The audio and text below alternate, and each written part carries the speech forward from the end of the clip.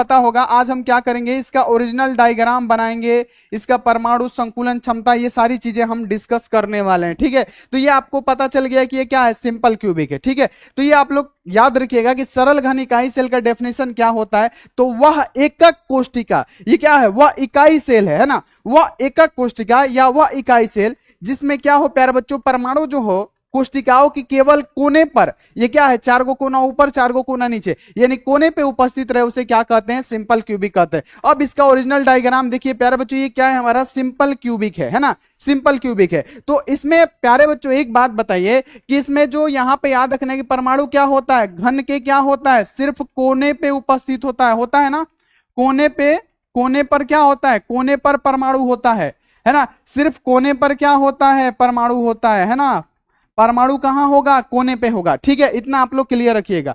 अब प्यारे बच्चों आप बताइए कि ये हमारा क्या है, सिंपल क्यूबिक है। अब इसका ये असली डायग्राम है, तो ये परमाणु क्या है प्यारे बच्चों, ये कोने पे उपस्थित है, यहां पे आप लोग देख पा रहे होंगे क्या है, कोने पे उपस्थित है। तो जैसे हमने आपको बताया कि सिंपल क्यूबिक का अगर आपसे पूछा जाए कि सिंपल क्यूबिक में परमाणुओं की संख्या कितनी होती है, जो कि हमने आपको कल ही बताया था, सिंपल क्यूबिक में परमाणु की संख्या अगर आपसे पूछा जाए तो आप क्या बताएंगे, संख्या पूछा जाए तो आप क्या बताएंगे कि सिंपल क्यूबिक में परमाणुओं की संख्या क्या होती है। फटाफट से एक बार आप लोग आंसर लगाइए कि सिंपल क्यूबिक में परमाणुओं की संख्या क्या होती है। तो आप क्या कहेंगे प्यारे बच्चों की, इसमें 8 गो परमाणु होते हैं, कोने पे कितना, 8 गो परमाणु है कोने पे, तो चलिए 8 गो परमाणु होता है कोने पे, और इसका ये कितना भाग होता है, कल हम ऐसे ही बता दिए थे, लेकिन आज डिस्कस में देखिए कि इसका कितना भाग होता है। प्यारे बच्चों ये क्या है, इसका एक एक भाग है। क्या ये पूरा परमाणु है, तो आप बोलेंगे नहीं। जैसे मान लीजिए कि कोई भी गोल